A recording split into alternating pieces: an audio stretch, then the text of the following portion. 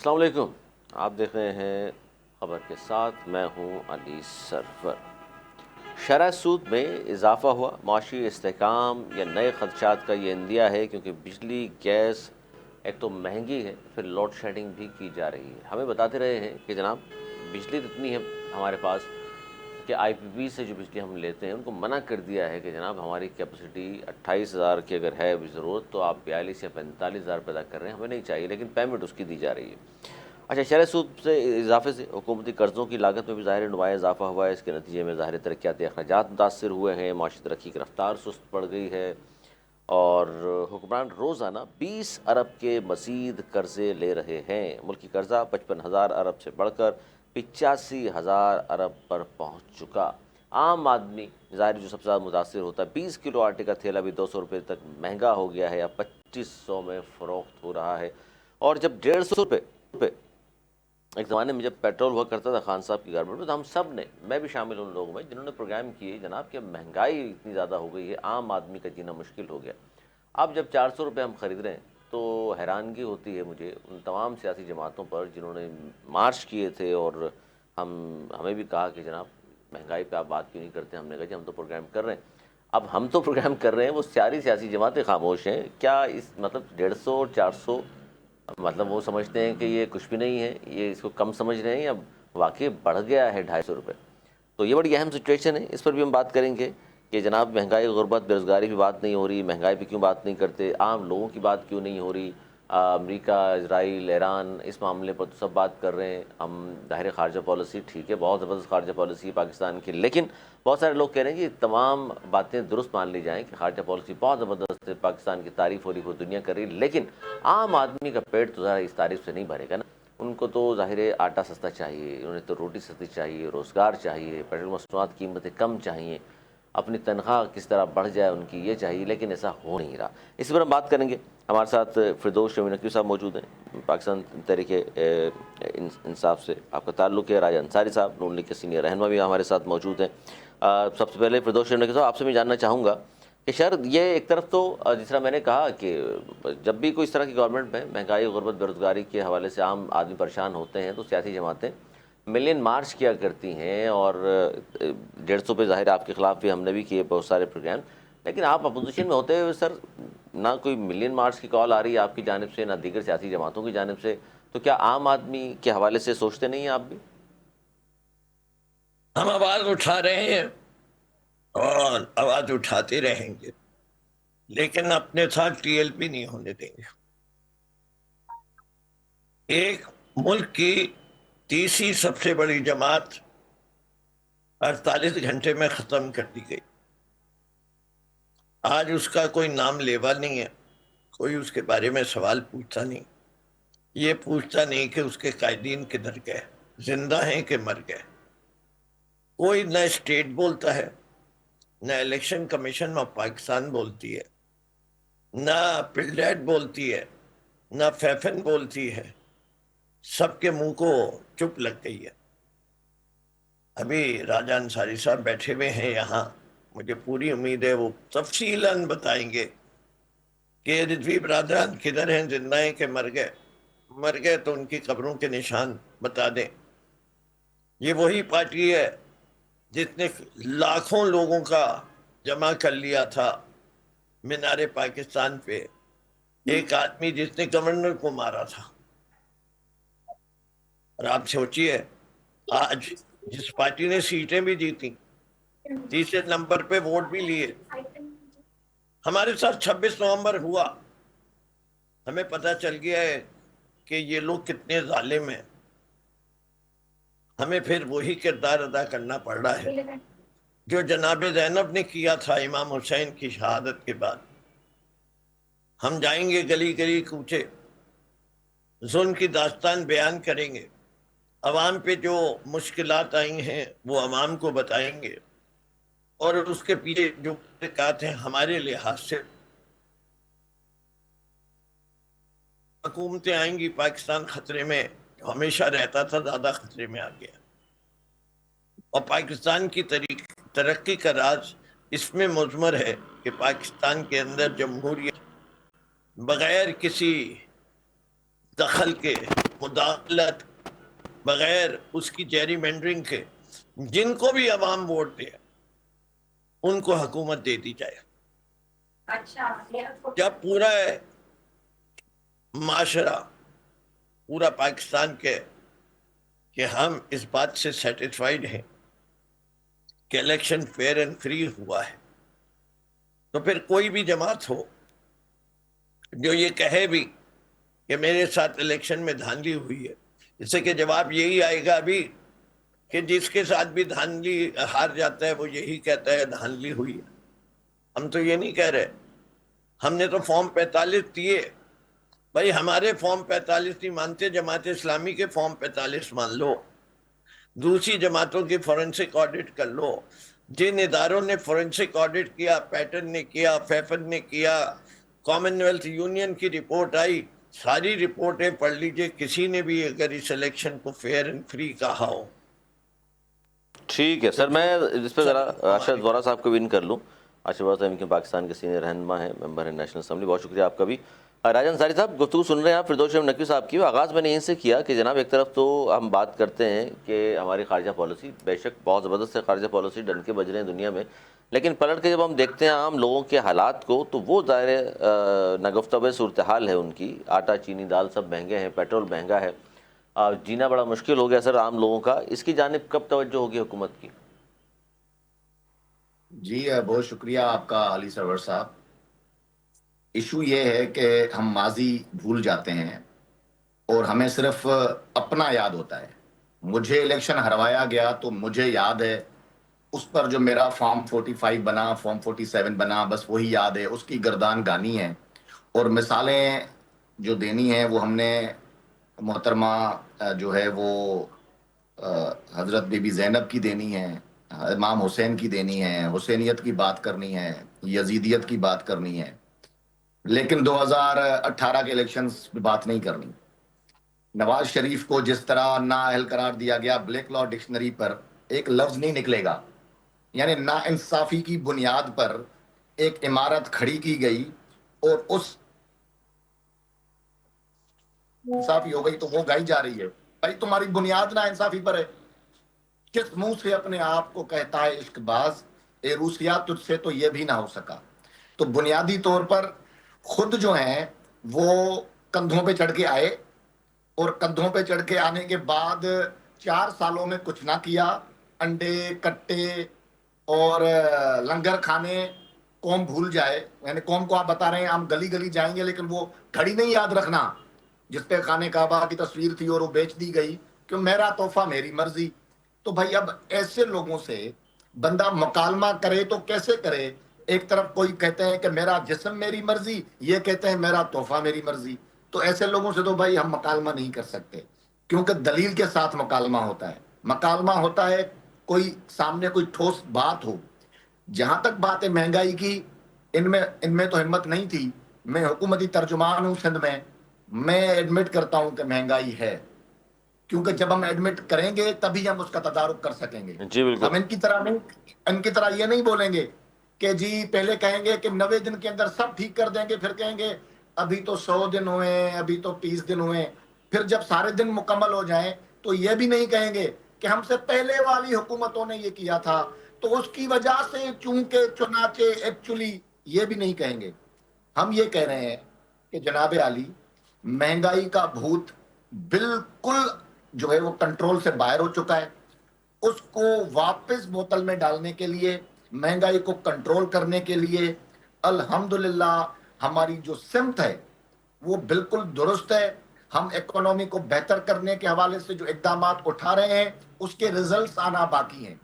اگر ہم اپنی اس حکومت میں وہ ریزلٹس عوام کو نہ دے سکے تو لازمی بات ہے عوام دوبارہ ہمیں ووٹ نہیں دی. اس بات کا علم ہمیں بھی ہے.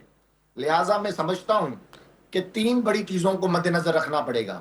ایک انڈیا پاکستان کانفلکٹ، اس کے بعد کی صورتحال، پھر افغانستان بارڈر پر پاکستان بارڈر اور افغانستان بارڈر پر جو کنفلکٹ اور وہ جو وہاں پہ سچویشن ہوئی وہ رکھے سامنے، تیسرا خطے میں جنگ کی صورتحال.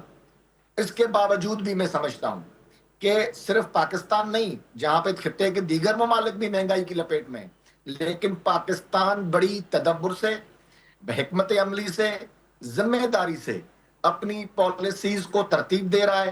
انشاءاللہ یہ جو سال ہے 2026، یہ ہم اپنی تمام تر ایکٹیویٹیز کو جو انٹرنیشنلی فورمز پر محترم وزیر اعظم اور ان کی ٹیم نے کی، ہم اس کو ٹرانسفارم کر پائیں گے معیشت کو بہتر بنانے میں اور مہنگائی کو کم کرنے میں. تو انشاءاللہ آپ ہمیں ٹائم دیں، ہم انشاءاللہ اسی سال تمام چیلنجز کے باوجود اس مہنگائی کے جو بڑا طوفان ہے اس کا بھی مقابلہ کریں گے اور پاکستانی معیشت کو بھی آگے لے جائیں گے انشاءاللہ. آگے لے کر کے جائیں گے. ٹائم دیجئے. ارشد وارا صاحب، آپ بھی حکومت، ظاہر ہے حکومت کا حصہ ہے آپ کی جماعت بھی، اور آپ کو بھی ظاہر ہے آپ کے اپنے ووٹر سپورٹر ملتے ہوں گے تو مہنگائی کا رونا وہ بھی روتے ہوں گے، کیونکہ ظاہر بہت بڑی حقیقت ہے. تو یہ جو بات کر رہے ہیں راجہ انصاری صاحب، آپ کو حکومت میں ہیں، ظاہر پر امید ہوں گے یقیناً آپ بھی کہ 18 ماہ پہلے 2 سال یہ ہو گئے، 3.5 سال تقریباً لگا دیا آپ نے، لیکن عام لوگوں کو فائدہ نہیں پہنچا اب تک. بسم اللہ الرحمن الرحیم. دیکھیں، آپ سب کے علم میں جو سچویشن پاکستان کی 2024 میں تھی، اور اس پوزیشن میں انٹرنیشنلی پاکستان کو بہت سارے چیلنجز کا سامنا تھا، خاص طور پر جو ہے وہ فائٹر میں بھی تھا، اور اس کے علاوہ جو ہے اکانومیکل ایشوز بھی تھے اور انٹرنیشنل ایشوز بھی تھے. تو میں سمجھتا ہوں کہ جہاں تک اس ملک کی خارجہ پالیسی ہے، وہ خارجہ پالیسی میں جو ایک دم سے گراف اس کا اوپر گیا ہے، اس کی بہت بڑی وجہ جو ہے وہ آپ کی 2025 کی 10 مئی کا جو انڈیا کو ہم نے منہ توڑ جواب دیا تھا ہماری افواج نے، وہ اس کی ایک بہت بڑی وجہ بنی. اور جس میں کہ انڈیا ایک جو کہ سپر پاور سمجھا جاتا ہے، اتنا بڑا ملک ہے، اس کی آرمی کو، اور جس طریقے سے ہماری افواج نے اس کو جواب دیا، اور چند گھنٹوں کی سمجھ لیں جنگ میں جو ہے ان کو پیچھے جانے پر مجبور کر دیا. تو وہ فیکٹر ایک بہت بڑا فیکٹر تھا جس نے کہ پاکستان کو انٹرنیشنلی بہت اوپر لے کے گیا. پھر اس کے بعد پے در پہ اس قسم کے ایشوز آتے رہے، اور پاکستان نے اپنی خارجہ پالیسی سے اور مختلف ڈیلیگیشنز کے ساتھ جانا، پھر بنگلہ دیش کے ساتھ ہمارے تعلقات دوبارہ سے بحال ہونا، اور یہ تمام چیزیں ہیں، خاص طور پر ٹرکی کے ساتھ. تو انٹرنیشنلی ہم نے بہت اچھا پرفارم کیا، اور ماشاءاللہ ابھی بھی جس طریقے سے پرائم منسٹر صاحب نے اور فیلڈ مارشل صاحب نے جس طریقے سے چیزوں کو ٹیکل کیا ہے، اس میں اسحاق ڈار صاحب بھی ہیں، تو وہ بہت اچھی طریقے سے ٹیکل ہوا. اور جو امیج انٹرنیشنلی بڑھا ہے پاکستان کا، بالکل صحیح ہے سر، ایران بالکل صحیح ہے. ارشد وارا صاحب، خارجہ پالیسی تو بالکل ڈن کے بجنے پاکستان کے اب میں آ رہا ہوں، معاشی، جی ہاں، عام آپ لوگوں سننا کے نہیں مسائل چاہ ہیں. رہے، جو آپ سننا چاہ رہے ہیں میں اس طرف بھی آ رہا ہوں. ابھی تو جو ریالٹیز تھیں، وہ ریالٹیز تو میں نے، جو اچھی ریالٹیز ہیں وہ اسے ظاہر ہے بیان کرنا بہت ضروری ہوتا ہے. اب جہاں تک تعلق ہے آپ کی انٹرنل پالیسیز سے میری مراد یہ ہے کہ آپ کی اکنامیکل پالیسیز، خاص طور پر آپ کا جو ہے ایکسپورٹ، آپ کی جو ہے امپورٹ، یہ جو ایکسپورٹ امپورٹ کا امبیلنس ہے، وہ ہم پچھلے سال کے بجٹ میں بھی ہم تقریباً 1 ٹریلین کا FDR کا شارٹ فال رہا. اس سال انہوں نے 2 بلین اور اس میں بڑھا دیے تھے، جو کہ شارٹ فال ایک نظر آ رہا ہے. ابھی میں یہ سمجھتا ہوں کہ ابھی ان کو ایک جو ہے یہ بہانہ بھی مل جائے گا آخری 2-3 مہینوں میں کہ یہ جنگ ہو گئی اور اس وجہ سے یہ ہو گیا، ایران امریکہ کی جنگ کی وجہ سے. لیکن ایسا نہیں ہے. میں یہ سمجھتا ہوں کہ ہمارا ابھی تک جو ہے ہم اپنی اکنامک پالیسیز کو بہتر انداز میں نہیں لا سکے، اور جس کی وجہ سے مہنگائی، دیکھیں مہنگائی کا فیکٹر بہت ساری چیزوں پر ڈیپینڈ کرتا ہے، اس میں ہمارے ایکسپورٹس کا، ہماری انڈسٹری کا بہت بڑا امپیکٹ ہوتا ہے. اور جس طریقے سے انڈسٹری ہماری کلوزر پہ جا رہی ہے، ملٹا نیشنل فرمز یہاں سے چھوڑ کر جا رہی ہیں، تو ایک جو ہے بزنس فرینڈلی انوائرمنٹ ہم نے دیا نہیں ہے. اور اس کی وجہ سے جو ہے انڈسٹری نے، خاص طور پر بڑی انڈسٹری کو چھوڑیں، آپ کی جو بیک بون ہے وہ آپ کی چھوٹی انڈسٹری ہے. جو آپ کی میڈیم گریڈ کی انڈسٹریز ہیں وہ آپ کی بیک بون ہے.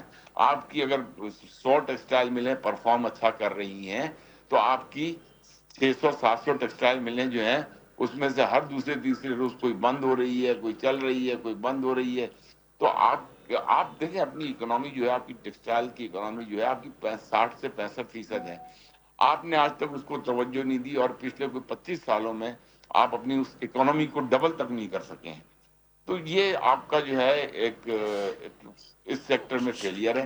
ٹھیک ہے، اس پہ یعنی کہ توجہ دینے کی ضرورت ہے. اشرف وارا صاحب اس بات پہ تو متفق ہیں آپ بھی ہیں، لیکن فردوس جی جی سر، میں ذرا اس پہ بات کر لوں. آپ تو صحیح کہہ رہے ہیں وارا صاحب، آپ اس طرف بھی توجہ بالکل اس طرف حکومت کی توجہ آنی چاہیے. لیکن فردوس نقوی صاحب وہ کہہ رہے ہیں کہ جی ظاہر ہے اتنا کچھ ہوا خطے میں، ان تمام چیزوں کو بھی دیکھنا پڑتا ہے پاکستان کو چلانے کے لیے. تو ایک محاذ پہ تو ہم کامیاب ہو گئے خارجہ پالیسی کے، اب معاشی حوالے سے اب وہ کہہ رہے ہیں کہ اب اس طرف توجہ ہوگی، اب دیکھیے گا اب کیا ہوتا ہے.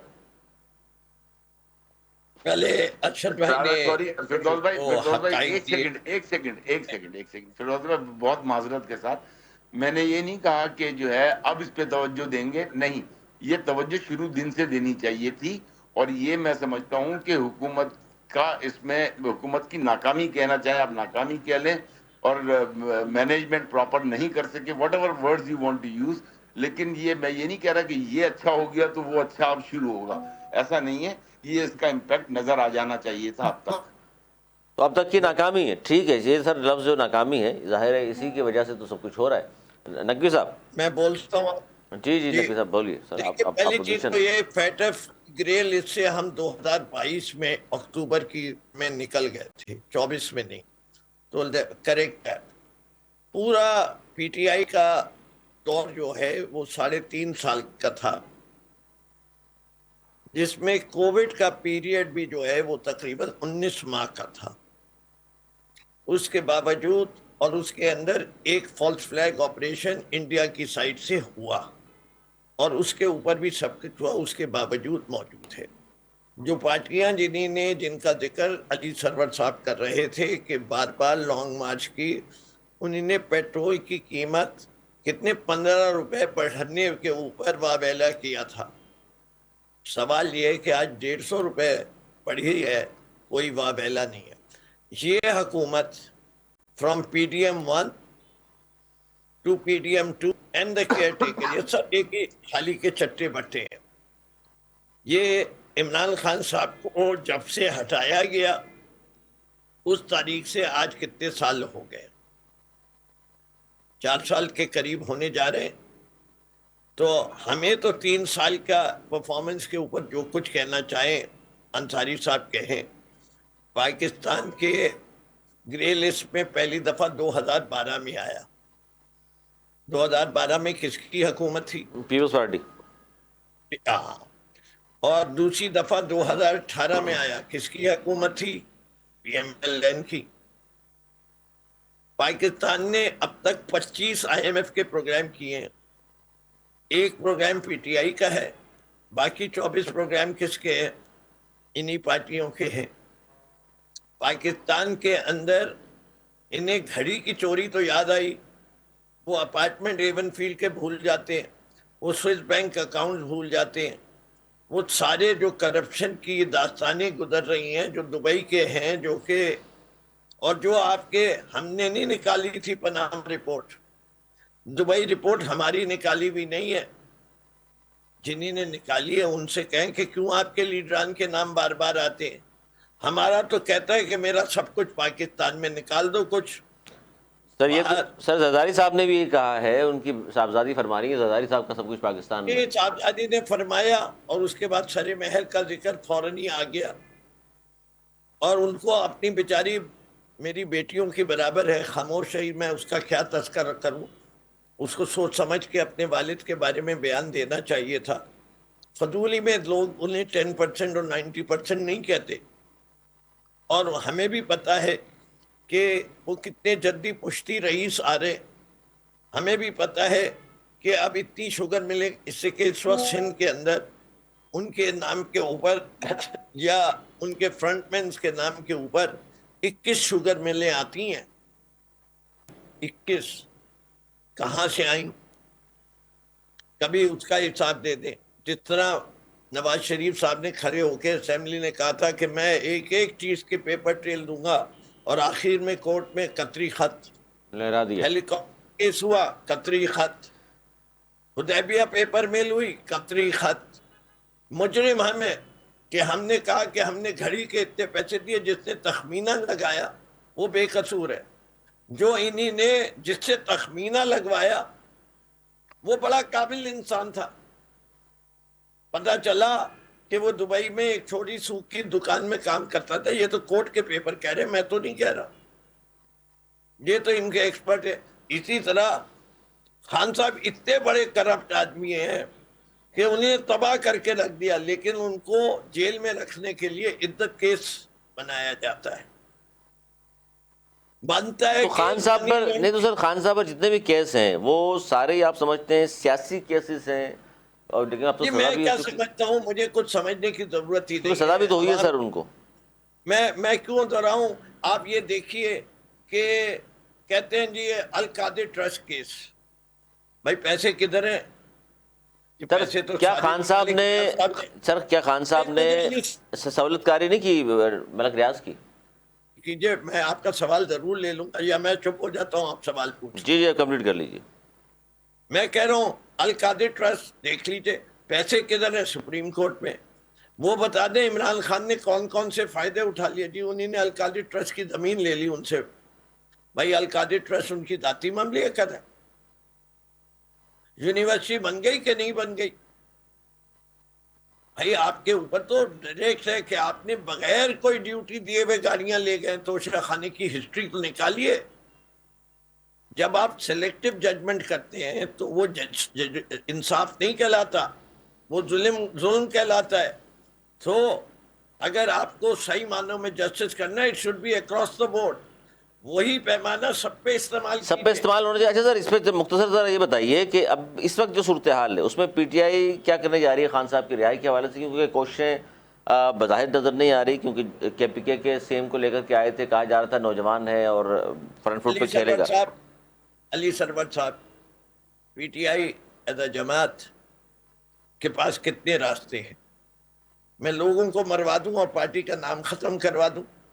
मैंने शुरू किया था प्रोग्राम के साथ कि टीएलपी नहीं होने देंगे हम सर अपने साथ। आपको लगता है आप एहतजाज करेंगे तो आपके लोगों को मार दिया जाएगा? लगता है 26 नवंबर को क्या हुआ था, अभी भी उसके बाद आप लगता है कहते हैं। उसके बाद 14 अक्टूबर हुआ, तब भी आप लगता कहते हैं। उसके बाद पंजाब की सीटीडी की रिपोर्ट आ गई है, उसके बाद भी आप कहते हैं लगता है। इसका जवाब राजा साहब ने दिया नहीं था वैसे टीएलपी के रिजवी बिरादरान का। राजा साहब थोड़ा सा बता दें अवाम को भी, अच्छी बात है, उनके भी ज़ाहिर है वोटर सपोर्टर मौजूद हैं इस मुल्क में और चाहते हैं कि पता चले उनको। जी राजा साहब म्यूट है राजा साहब, आप माइक खोल लीजिए। माइक खोल लीजिए राजा साहब, आप मेरे ख्याल म्यूट हो गए हैं, आपकी आवाज़ नहीं आ पा रही। जी मैं ये जी आप अर्ज कर रहा हूँ, जी जी जी। रिजवी बिरादरान के बारे में मुझे बिल्कुल इल्म नहीं है। अच्छा, और कोई पता नहीं है? ये तो उनकी पार्टी बता सकती है, मैं उनकी पार्टी का तर्जुमान नहीं हूँ, वो बताएंगे कि वहाँ कहाँ है। मेरी पार्टी की तो उन्हें एक एक खबर होती है, मेरे तर्जुमान ये नहीं है। वो ये भी बता देंगे कि बुशरा बीबी ने घड़ी कितने में बेची थी, सारी चीजें इन्हें पता है। ये सारी चीजें मालूमात इनको पूरे पाकिस्तान की, पूरी दुनिया की, पूरी फॉरेन पॉलिसी सब कुछ सारी को पता है। मुझसे अगर नहीं आप उनको सर इस राजा साहब को वो कह रहे हैं कि हुकूमत को पता होता तो जाहिर पकड़ लेते वो मुझसे अगर आप पूछेंगे उस शख्सियात के बारे में, बुशरा बीबी की दोस्तें जो हीरे अंगूठियां खा गई वो किधर हैं, तो वो तो नहीं बता सकूंगा ना। आप रिजवी बिरादरान के बारे में पूछ रहे हैं किधर हैं, वो नहीं बता रहा। रिजवी बिरादरान की सियासत के बारे में पूछे, अभी बता दूंगा। आपको नहीं पता कि बुद्धार किधर है? आपको नहीं पता बुद्धार किधर है? इससे के बुद्धार आपके आदमी थे, पीएमएल से आइन से लाई गए थे, बाजवा ने लगाया था, बाजवा ने उनको अभी भी आजाद रखा हुआ है। इतना फिर ऐसे ना अहल शख्स हाँ ये बनना ही नहीं चाहिए। राजा साहब के बंदे को वजीर आला लगा राजा साहब वो नायल भी था और करप्ट भी था, पकड़ा नहीं, लेकिन आप अभी घूम रहे हैं, वो कभी गिलानी साहब गाड़ी चला रहे हैं, कभी कहाँ बैठे हुए। तो अंसारी साहब आपको सबसे बड़ा पंजाब में आपको नहीं पता। अभी आप पहले तो बड़ा आप चैंपियन बन रहे थे जमहूरियत के, अपनी बारी बारी पे बोलने की बात कर रहे थे, अब मैं बोल रहा हूँ बोलने में नहीं दे रहे। देखिए बात ये था, मसला है आपका, मैं अपना बयानिया जारी रखे हुए था, میں کبھی آپ کی باری میں نہیں بولوں گا، معذرت خواہ ہوں۔ انہوں نے سوال اچھا چلے چلے اس میں بتا تو دیں سر، رائے صاحب کہہ رہے ہیں کہ انہیں نہیں پتا۔ نے روک کے آپ کو ایک چیز یاد دلائی کہ میں نے اپنے پچھلے راؤنڈ میں آپ سے ایک سوال پوچھا تھا، اس کا آپ نے نہیں جواب دیا۔ ابھی باری میری چل رہی ہے، مجھے علی سرور جس وقت کہہ دے گا نقوی صاحب آپ کی باری ختم ہو گئی، میں بالکل ایک لفظ نہیں بولوں گا۔ میں آپ کو یقین دلاتا ہوں، میں اس اصول کا قائل ہوں کہ آپ کو پورا اختیار ہے۔ بالکل۔ اچھا اس پہ کے لیے جو نقوی میرے صاحب بھائی ارشد نے کہنی ہے وہ کہے، باری باری جی اچھا بڑا صاحب کیا میں جا رہا ہوں، لیکن میں چاہ رہا تھا اس پہ ضرور کمنٹ کر دیجئے۔ اچھا صاحب فرما رہے ہیں جی پنجاب کی گلی گلی جائیں گے، احتجاج بھی ہوگا، جبکہ دوسری جانب نون لیگ یہ کہہ رہی ہے رانا صلی اللہ صاحب کے خان صاحب سے کوئی ڈیل نہیں ہوگی، جو مرضی کر لیں۔ باقی ان کی صحت کے حوالے سے آپ کو معلوم ہوگا، اگر آپ تک پہنچی اطلاعات کہ خان صاحب کی کیا حالات ہیں۔ چل رہے ہیں کہ ان کا آپریشن ہونے والا ہے، دوبارہ پھر لے کے جایا گیا، یہ بھی خبر چل رہی ہے۔ وقاص ملک کہہ رہے باقاعدہ کل رات کو ان کو لے کے ہی جایا گیا ہے۔ ابھی تک حکومت نے نہ کوئی ڈینائل ایشو کیا نہ کچھ کیا ہے۔ اگر لے کے گیا اور آپریشن ہو رہا ہے تو جب پورا علاج بالکل صحیح ہو رہا تھا اور 85% آنکھ کی بینائی واپس آ گئی تھی تو وہ کدھر ہے؟ کدھر گئی وہ رپورٹ؟ لائیں نہ ان ڈاکٹروں کو میڈیا کے سامنے، ہم بھی اپنے ڈاکٹرز کو بھیجتے ہیں۔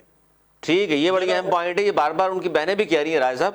پھر بادشاہ بڑا صاحب جاتا ہوں، اس پر جواب دے دیجئے۔ خان صاحب کے حوالے سے ظاہر ہے کیوروسٹی اتنی زیادہ ہو گئی ہے کہ جناب وہ پتہ نہیں چلتا کہ بھائی طبیعت کیا ہے کیا نہیں، جب تک ان کے فیملی نہیں مل لیتی یا ان کے لائر نہیں مل لیتے۔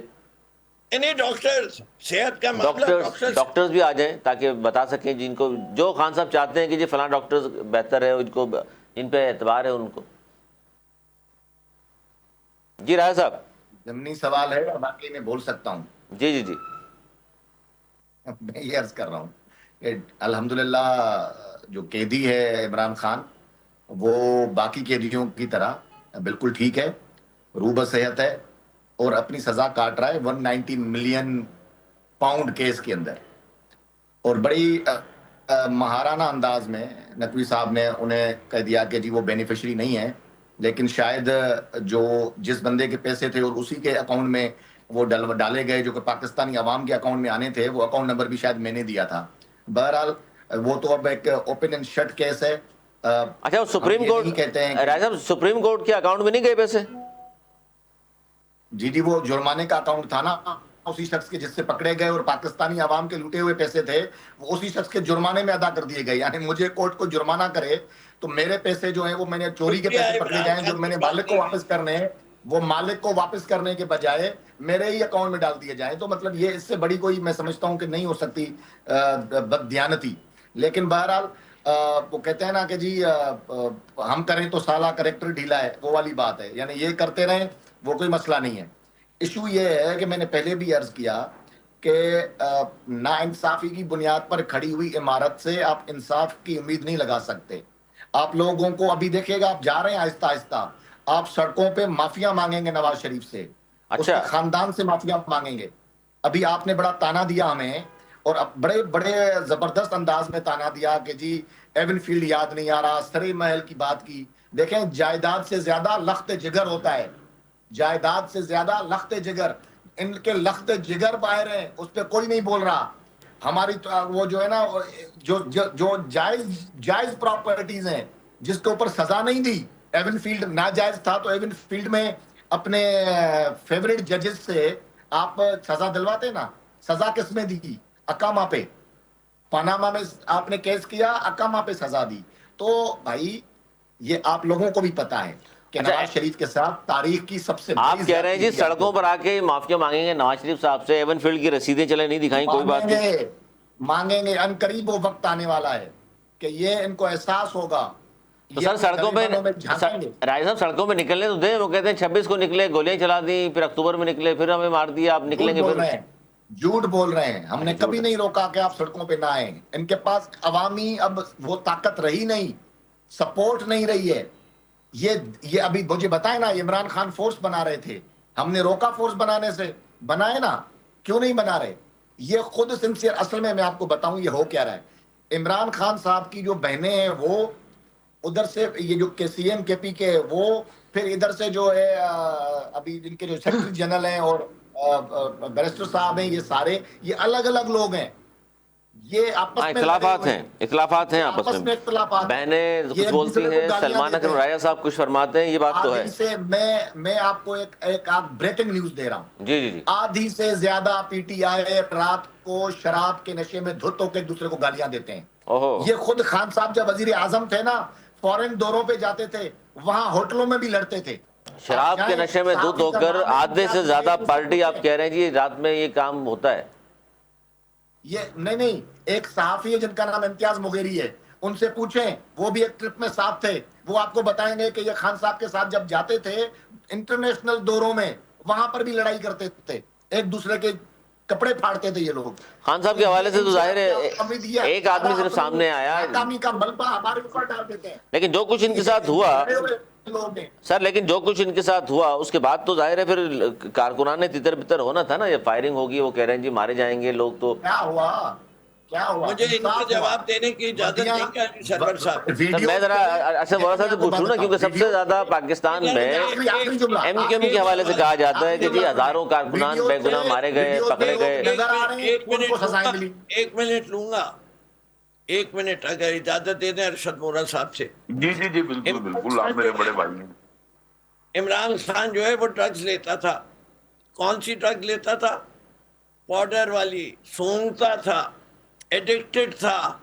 آج عمران خان کو 1000 دن ہو گئے، وہ ایڈکشن کدھر گیا؟ ہاں یہ الزام تو تھا، صحیح کہہ رہے ہیں، وہ کہاں گیا؟ یہ الزام لگایا کس نے تھا؟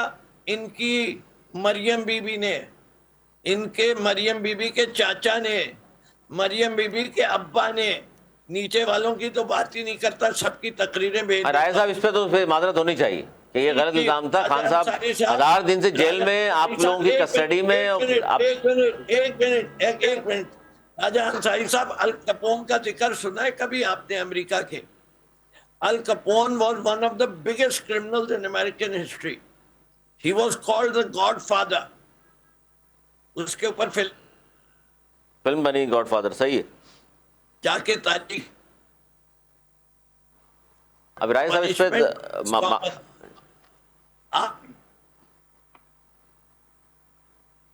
یہ چھوڑ دیجئے کس پہ ہوئی، باقی پہ بھی ہوگی۔ والیوم 10 لے آئیے نا۔ والیوم 10 سر آپ لوگوں نے بڑی محنت کی تھی، لیکن وہ یہ تو بول رہے ہیں کہ اکامہ پہ آخر میں سزا دی گئی اور پاناما پہ نہیں ہو سکا کچھ بھی۔ اچھا میں ذرا ارشد وارا صاحب سے پوچھ لوں، ارشد وارا صاحب یہ مظلومیت والی جو بات کی جاتی ہے تو آپ کی پارٹی کی جانب سے ریئیکشن یہ آتا ہے کہ جناب یہ تو کچھ بھی نہیں، پی ٹی آئی کے ساتھ جو ہوا، جو ہمارے ساتھ ہوا ہے اصل بات تو وہ ہے، تو یہ مظلومیت والی کہانی نہ کریں۔ دیکھیں بہرحال یہ کھلی حقیقت ہے کہ جس طریقے سے ہزاروں لوگوں کو متحدہ قومی موومنٹ کے شہید کیا گیا۔ اب دیکھیں بلال بھائی، آپ اس وقت جس ڈیبیٹ میں ہے نا، یہ ڈیبیٹ جو ہے اس کا کوئی اینڈ نہیں ہے، اور یہ ڈیبیٹ جو ہے مطلب یہ کہ اتنی پچھلے کئی سالوں سے چل رہی ہے اور اسی طرح چلتی رہے بالکل اس طرح چلتی رہے گی۔ میں صرف یہ کہہ رہا ہوں ارشد وارا صاحب کہ ہاں لیٹسٹ میں بات یہ کر رہا ہوں کہ بھائی یہ اب وہ اگر نکلنا چاہ رہے ہیں، اگر پی ٹی آئی والے نکلنا چاہتے ہیں، دیکھنا ہے ہمیں، یہ دیکھنا ہے اس ملک کو آگے ترقی کی راہ پر اگر گامزن کرنا ہے تو ہمیں کس طرح کرنا ہے، ہم کو اس کی ایکسپورٹس کو کیسے بہتر کرنا ہے۔ سر اس پہ اسی پہ ضمنی سوال لے لیں، اس پہ ضمنی سوال لے لیں کہ اگر ملک کو آگے لے کر کے جانا ہے تو آپ جیسا سینئر آدمی کیا یہ نہیں سمجھتا کہ تمام سیاسی جماعتوں کو ایک پلیٹ فارم پہ ہونا چاہیے؟ بالکل ہونا چاہیے، اور جس طرح مطلب جس طریقے سے جو ہے وہ میثاق جمہوریت ہوا تھا، میں سمجھتا ہوں میثاق معیشت بہت ضروری ہے، لیکن دیکھیں میثاق معیشت میں بھی وہی تمام سیاسی پارٹیاں اگر بیٹھیں گی اور پھر وہی جو ٹریڈیشنلی 70 سال سے آپ کی پالیسیز چل رہی ہیں، 60 سال سے پالیسیز چل رہی ہیں، تو وہ پھر آپ کو کسی طرف لے کر نہیں جائیں گی۔ آپ کو اپنے آپ کو، میں نے بار بار اپنی بات کو ریپیٹ کرتا ہوں کہ جو آپ کی بیسک اسٹرینتھ ہے، اس اسٹرینتھ کو جب تک آپ استعمال نہیں کریں گے آپ آگے نہیں بڑھ سکتے۔ امریکہ کو دیکھ لیں، چائنا کو دیکھ لیں، انڈیا کو دیکھ لیں، یہ تینوں ممالک 60% دنیا کی کاٹن پروڈیوس کرتے تھے، 20-20% ایچ، اور ان کی بیسک اکانومی ڈیولپ ٹیکسٹائل سے ہوئی تھی۔ ان تینوں ممالک کو ہسٹری میں دیکھ لیں تو ان کی بیسک اکانومی ٹیکسٹائل سے ڈیولپ ہوئی تھی۔ پاکستان دنیا میں چوتھے نمبر پہ تھا، 18% کاٹن پروڈیوس کرتا تھا، اور پاکستان جو ہے آج چوتھے سے 5ویں پہ آ گیا، کیونکہ ہم نے اپنی کاٹن کی کاشت کو کم کر کے اور ہم نے شوگر کین وہاں اگانا شروع کر دیا، جو کہ ویسے ہی اسکینڈل کا شکار ہوتا رہتا ہے۔ تو ہم نے تو، اور پھر اس کاٹن کی یوٹیلائزیشن، یہ ہم نے ہم فیلئر ہیں، ہم اپنی ٹیکسٹائل پالیسی بنانے میں فیلئر ہیں، ہم اس کو ڈیولپ نہیں کر سکے، اور اگر آج بھی ہم نے اس طرف توجہ نہیں دی جو آپ کی بیسک اکنامی ہے، جو آپ کی بیسک ایکسپورٹس ہے، تو آپ فیلئر ہیں، آپ کو اس طرف توجہ دینی ہوگی، اور اس کے لیے جو ہے آپ کو چھوٹے جو انڈسٹریلسٹ ہیں ان کو اسٹرینتھن کرنا ہوگا۔ جب تک آپ ان کو اسٹرینتھن نہیں کریں گے، دیکھیں بڑا جو ہے نا، بڑا انڈسٹریلسٹ جو ہے جو کہ ایکسپورٹ کی ٹاپ 10 کی لسٹوں میں آتا ہے، وہ پہلے ایک مل سے شروع ہوتا، آج اس کی 10 ملیں ہیں، میں نام نہیں لیتا کسی کا، آج اس کی 12 ملیں ہیں۔ جو چھوٹا انڈسٹریلسٹ ہے، وہ میں پہلے بھی کہا کہ اس کی انڈسٹری تھوڑے دن چلتی ہے، پھر بند ہو جاتی ہے، پھر چلتی ہے، پھر بند ہو جاتی ہے، اور سب سے زیادہ جو لیبر جو ہے وہ متاثر ہوتی ہے وہ انہی انڈسٹریوں سے ہوتی ہے، جو کہ میں آپ کو بتا چکا ہوں 700 سے 750 انڈسٹریاں ہیں آپ کی۔ بالکل تو آپ کا فیصلہ آباد ہے، گجرانوالہ ہے، لاہور ہے، کراچی ہے، تو آپ اچھا پھر دوسرے آپ انڈسٹریل اسٹیٹس، کراچی کے انڈسٹریل اسٹیٹس کو دیکھ لیں، وہ آپ کو موہنجودڑو کا سما دیتے ہیں۔ آپ کس انڈسٹریل ایک سڑک جو ہے وہ آپ یقین کریں کہ 10 سالوں میں وہ سڑک نہیں بنی، اور وہ گڈھے بڑھتے سے جا رہے ہیں، بڑھتے جا رہے ہیں، تو اور پھر اس کے بعد جا کے آپ وفاق سے جو ہے 3 ارب روپے لے کے آئیں گے، ہم اس اسٹیٹ میں لگا دیں گے، وہ اس پہ بھی کام پتہ نہیں شروع ہوتا ہے نہیں ہوتا۔ وہاں تو ایک سڑک نہیں بن رہی، یہ تو وارا صاحب ایک سڑک نہیں بن کے دے رہی یونیورسٹی روڈ ان سے، باقی کیا بس پھر بنے گا؟ یہ تو انڈسٹری کی بات کوئی تھوڑی، یہ تو پورے شہر کا حال ہے نا، پورا شہر ہاں اس تو وقت لیکن یہ جو حل بتایا آپ نے، میں یہ چاہتا ہوں نقوی صاحب سے بھی اس پہ جاتے رائے لے لوں۔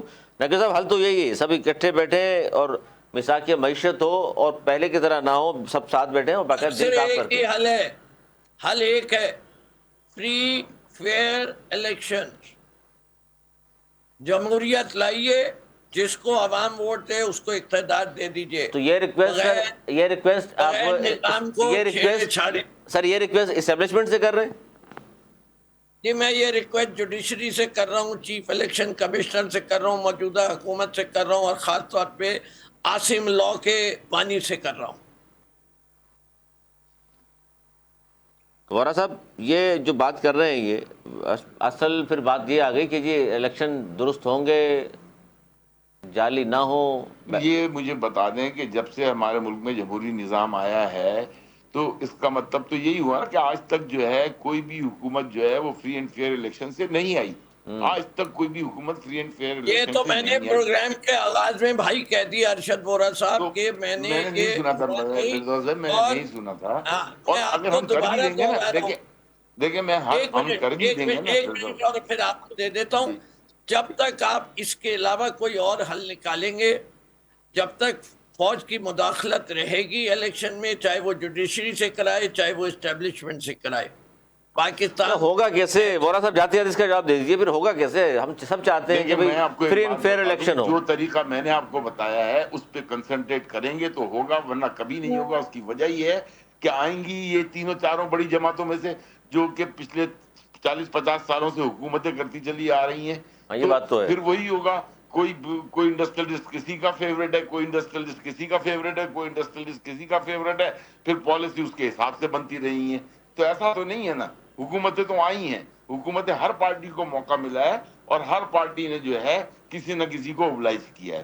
جہاں آپ اپنے نیشنلسٹ ہو کے نیشنلزم کو سامنے رکھتے ہوئے، اپنے ملک کی اکانومی کو سامنے رکھتے ہوئے، اپنے جو وسائل ہیں اس کو صحیح طریقے سے بروئے کار لاتے ہیں، آپ نچلے طبقے پہ زور دیتے ہیں، نچلے طبقے کو کس طریقے سے بڑھانا ہے، کس طرح ان کو ڈیولپ کرنا ہے، آپ کے ایجوکیشن کو کس طرح ڈیولپ کرنا ہے، آپ کے ہیلتھ کے شعبے کو کس طرح ڈیولپ کرنا ہے، آپ دنیا میں جو ہے پوری اکانومی بیس کرتی ہے آپ کی انڈسٹری سے، لیکن انڈسٹری سے پہلے جو چیز آتی ہے وہ آپ کی ہیلتھ اور ایجوکیشن آتی ہے، اس پر سب سے کم، بالکل یہ بڑی اہم بات کی آپ نے سر۔ وقت کی قلت ہے، بہت شکریہ ارشد وارا صاحب، فردوسی نقوی صاحب، راجہ انصاری صاحب، بہت شکریہ، یہ بڑی اہم بات کی ارشد وارا صاحب نے۔